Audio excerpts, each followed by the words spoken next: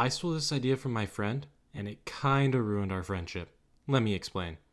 So every year, my friend Caden makes a April Fool's video saying he found a secret ending in a Call of Duty game. I figured this year I would snipe his idea and upload it before he did, but I ran into a roadblock with that. It's like 3 days before April Fool's, right? And I ask him, right? I'm like, hey man, what's your idea? And he just tells me, oh yeah, I don't really have one this year. Now, he did the Modern Warfare 2 Remastered achievement as an April Fool's video, the one that was inspired by this Easter egg, but never even considered this one or even thought about it. And so I asked him, I was like, hey, you realize there is one you're missing, right? Like a really big one you should know. And he listed a few of them, but he wasn't really sure how any of them would be killed, including Makarov. So I kind of just played it off, obviously, because I want to get this video out because I'm greedy. I thought it'd be a simple task. Buy the game, get to the level, over, set, done. Let me just say, whoever ported this dog shit fucking game and optimized it for PC, I hope never works in the game industry again. The game is unoptimized. There's graphical bugs that crash your game if you just look at them. There's long loading screens for a shader preload that the game runs better if you have it turned off. Like a whole list of things that shouldn't just be in a port at all. So obviously, yeah, I made it through. But how exactly? Well, I guess you're just gonna have to watch the rest of this video and find out.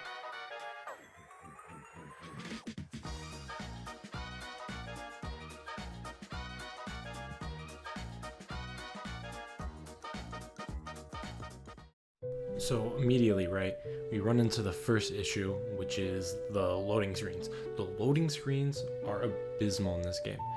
It took 1:30 to just get into the first level.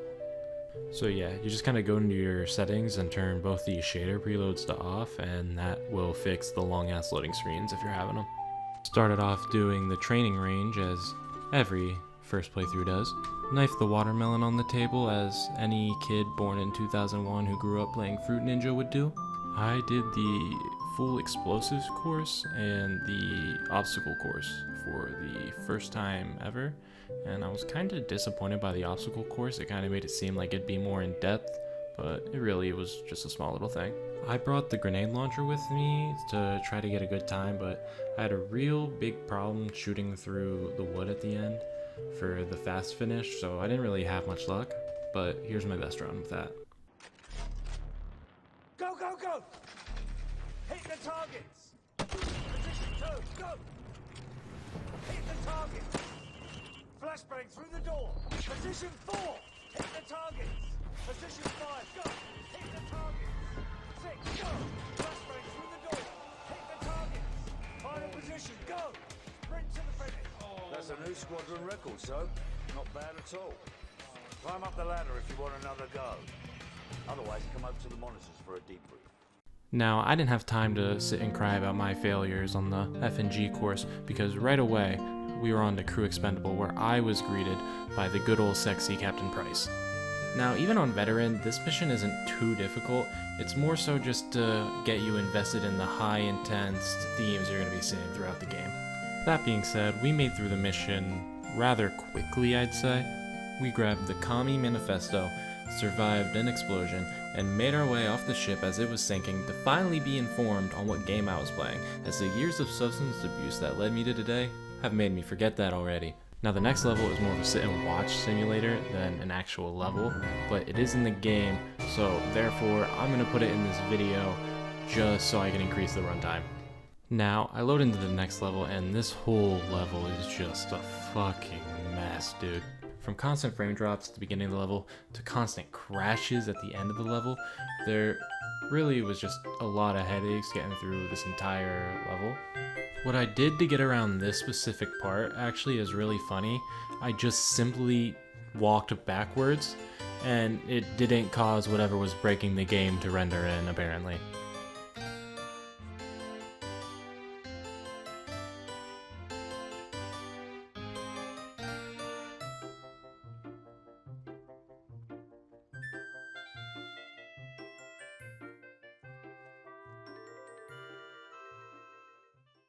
Next up is the mission Charlie Don't Surf, which is the first mission you play as Sergeant Jackson in. I died a few more times in this level, but other than that I didn't really have any issues until the end where I crashed again. This time I just crouched and looked at the ground, and that seemed to stop me from crashing. The next level is the Bog. It's another Jackson mission, nothing too interesting happening there. Now you think the next mission would be hard because you started getting shot out of the sky, but it's really not except for a few bullshit sections towards the end. We go under the bridge like a bunch of fairy tale trolls, save this farmer from having his money collected for taxes that are just gonna be used for roads that never get fixed. So this part of the level sucks. Not because it's hard, but because the only gun the game decides to give you that's any sort of worth your time is the AK-47 and the MP5. And the MP5, you have to get up close for it to be effective. So unless you feel like, dying all the time, you don't use that on veteran. You just gotta use the AK or the G3. But the G3 has ridiculous recoil, so you end up just dying more often than you should because you're not hitting anything, and it already does subpar damage.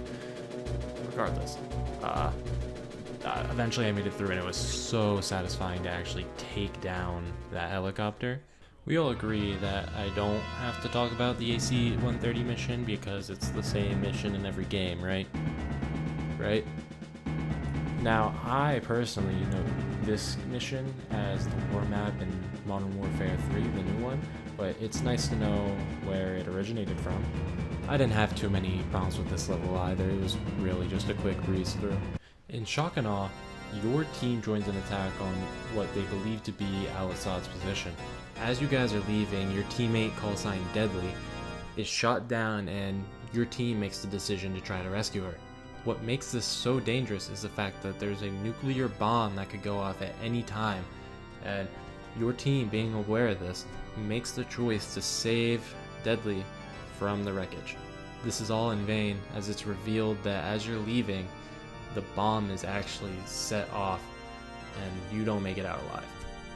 This is the first in a bunch of back-to-back plot twists that Modern Warfare and Call of Duty hadn't really shown you or even made you expect to see in the franchise.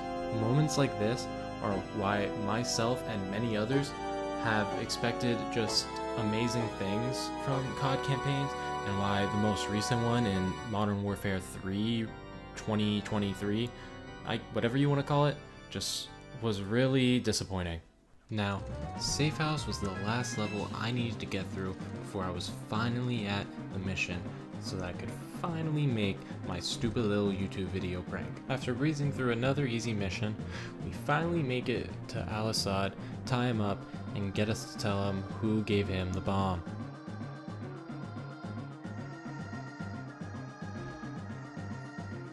And then finally, after 3.5 hours of painstaking glitches and torture, I finally made it to All Gillied Up, the mission I needed to be at for my prank. First thing of note I did was get this intel and immediately fall down this ladder to my death. Then I decided to play hide and seek with some Russians who I figured out were way better at hide and seek than I am.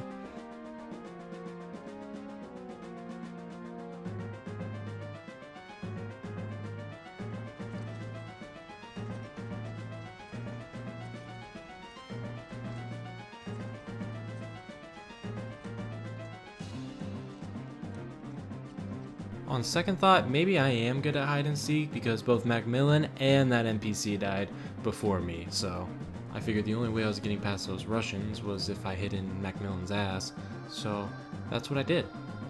And it worked. Take that however you want.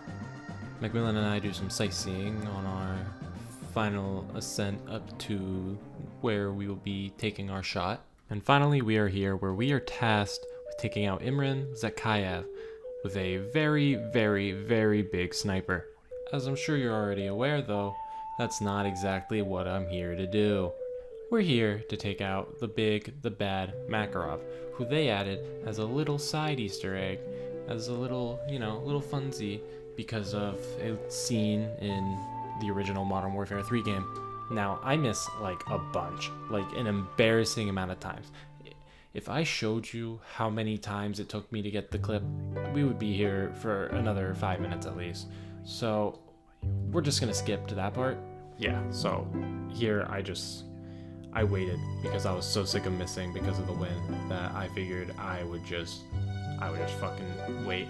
Makes it a little more obvious of a joke, I feel, but I was so aggravated, man. But yeah, that's basically it. I get the clip, I stop recording, and I made the April Fool's video, and here we are today.